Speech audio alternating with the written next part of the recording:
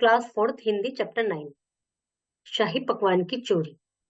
ये एक प्ले के रूप में है। गुरुजी और राजकुमार उपस्थित हैं। राजकुमार को सीख दे रहे हैं। गुरुजी। राजकुमार। गुरुजी, कल आपने कहा था जब महाराज सो जाते हैं तो कोतवाल भ्रष्ट हो जाता है। राजकुमार ने अपने गुरुजी से कहा तो गुरुजी बोले, हाँ बेटा, ये बात तो सही है। अब राजकुमार बोले, आपने यह भी कहा था कि जब मालिक बेसुध हो जाता है तो बाढ़ खेत को खाने लगती है। किसी भी खेत का जब मालिक यदि बेसुध सोया पड़ा है तो जानवर उसको चर लेते हैं। गुरुजी बोले, हाँ जी, ये भी बात सही है। गुरुजी। और बाढ़ से आपका क्या अभिप्राय है गुरुजी? गुरु। बाढ़ से मेरा अभिप्राय है रखवाला या चौकीदार, मतलब जिसको खेत की रक्षा के लिए छोड़ा है वही जानवरों को अंदर बुला देता है और जानवर चल लेते हैं। मतलब उसे ही ध्यान नहीं होता, वही चौकीदारी, जिसको जिस काम के लिए रखा गया है वो चौकीदार चौकीदारी नहीं करता, तो कुछ भी हो सकता है फिर तो तात्पर्य यह हुआ, जब मालिक बेसुध हो जाता तो चौकीदार भ्रष्ट हो जाता। हाँ जी। गुरुजी ने कहा, हाँ भैया राजकुमार जी, यही बात सही है। अब राजकुमार बोले, गुरुजी कृपया थोड़ा विस्तार से बताएं। गुरुजी। बेटा विस्तार में मत जाओ, सीख को ग्रहण करो, विस्तार का क्या करोगे, बस तात्पर्य समझो। अब गुरुजी थोड़ा इरिटेट हो गए, अब क्वेश्चन कर रहे हैं बेकार बेकार में, क्योंकि ज्यादा डिटेल में मत जाओ, जो बात कही जा रही है वो समझो, कि भाई अपने चीज का खुद ध्यान रखो। राजकुमार, नहीं गुरुजी, आप मुझे विस्तार से बताइए, बाढ़ अपने खेत को कब खाने लगती है? गुरुजी बोले, नहीं मानते तो अपना यह रूप छिपाकर मेरे साथ चलो, कि वैसे ही अब तुम्हें प्रैक्टिकल करके समझा देते हैं। गुरु और राजकुमार वेश बदलकर बादशाह के दरबार में पहुंच जाते हैं। सुबह का समय है, बादशाह के चारों ओर चाटुकारों की भीड़ लगी है। जो राजकुमार जो है वो राजा का बेटा, वो अपने गुरुजी के साथ दोनों वेश बदलकर पहुंच जाते हैं। तो राजा जी के दरबार में राजा अपनी गद्दी पे बैठे हैं और उनके चारों तरफ उनके जो चाटुकार, मतलब उनके जो चमचे हैं, उनकी मीठी मीठी बात करने वाले, वो हैं बादशाह सिपाही से। रसोई घर के प्रबंधक को मेरे सामने लाओ।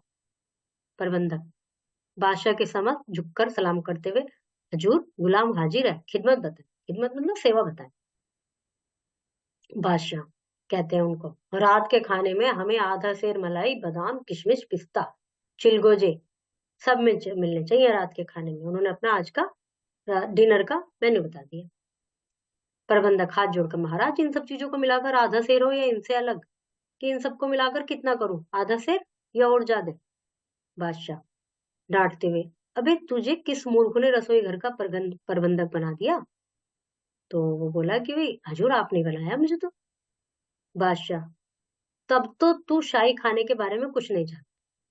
प्रबंधक, जानता हूँ सरकार, यह सामग्री अलग से पड़ेगी मलाई में, मैं जानता हूँ, मुझे पता है। बादशाह हंसकर, हाँ ठीक कहा, तू समझता तो है लेकिन थोड़ी देर से समझता है, तेरे दिमाग में देर में आती है बुद्धि। फिर रसोई घर का दृश्य, रसोईया मलाई और मेवा घोट रहा है, ऐसे चला है। रसोईया, रामा, अरे रामा, अभी आती हूँ। रामा नखने करती हुई रसोई घर में आती है, हाँ बता क्या बात है? रसोईया कहता है, तनिक मेरी मदद कर रामा, इस मलाई को घुटवा दे। जैसे वो चला रहा है ना, वो कह रहा अभी थोड़ी सी तू हेल्प कर दे।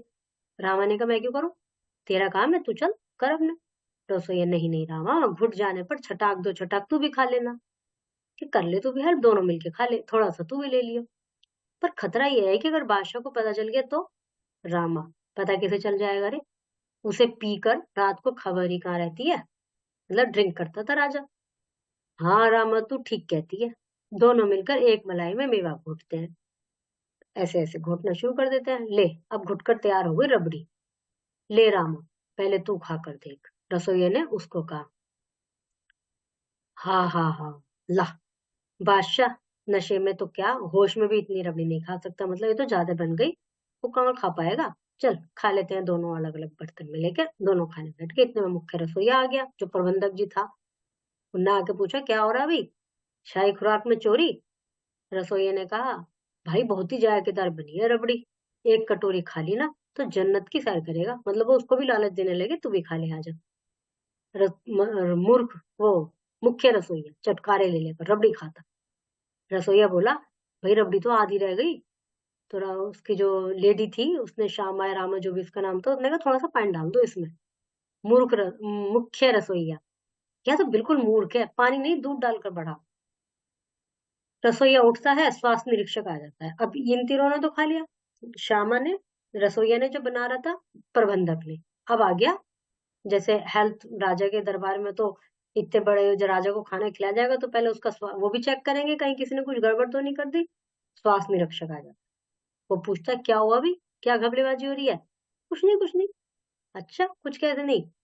शाही खुराक में सेंध लगा रहे हो तुम लोग, लाओ मेरा भी हिस्सा दो। वो समझ गया कि ये तो सब खा रहे हैं मजे से, लाओ मुझे भी दो। एक कटोरी भर के उसको भी दे दी। निरीक्षक कहेगा वाह भाई बहुत ही स्वादिष्ट है। वो भी चटकारे ले लेके खा जाता है। इतने में आ गए प्रबंधक जी, मुख्य प्रबंधक जो वहां बात करके आए थे। अभी तो मेन रसोईया था, एक तो काम करने वाला लेबर था, एक मेन रसोईया था। अब आ गए प्रबंधक।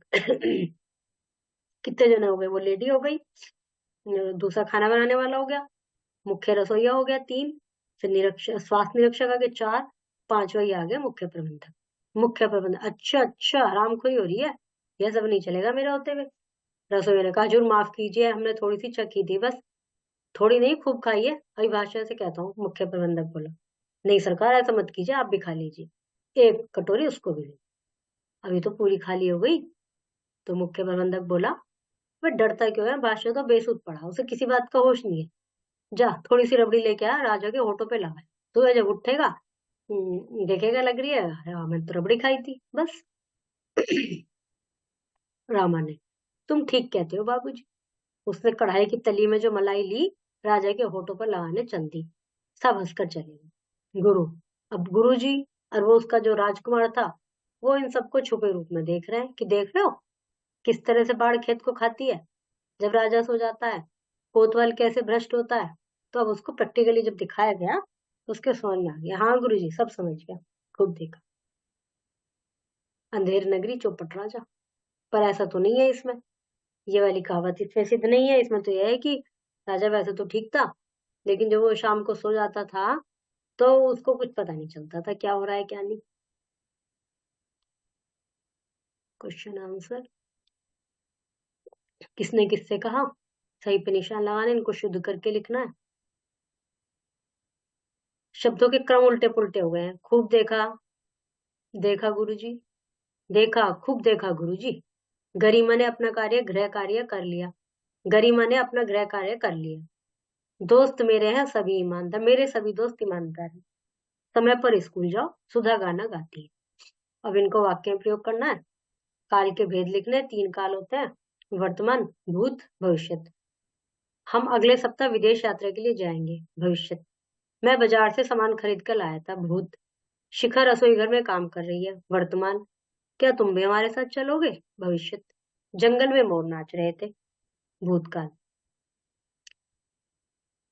यदि विद्यालय में आपके सामने कोई बच्चा किसी का सामान उठाकर अपने बैग में रखे तो आप क्या करेंगे, दी गई पंक्तियों में लिख, क्या करेंगे सोच के लिखना है इसमें। अपनी माता जी से जानकारी प्राप्त कीजिए कि रबड़ी क्या होती है, इन्हें कैसे बनाया जाता है। नीचे दूध से बनी कुछ अन्य चीजों के चित्र चिपकाकर उनके नाम लिखिए। दिए गए चित्र को देखकर 4-5 पंक्तियों के अनुच्छेद में अपनी दिनचर्या का वर्णन कीजिए कि इतने बजे उठता हूँ, फिर नहाता हूँ, फिर ब्रेकफास्ट करता हूँ, फिर स्कूल चला जाता हूँ। इस तरह से अपना आपको अपना रूटीन लिखना है। Okay, chapter is completed.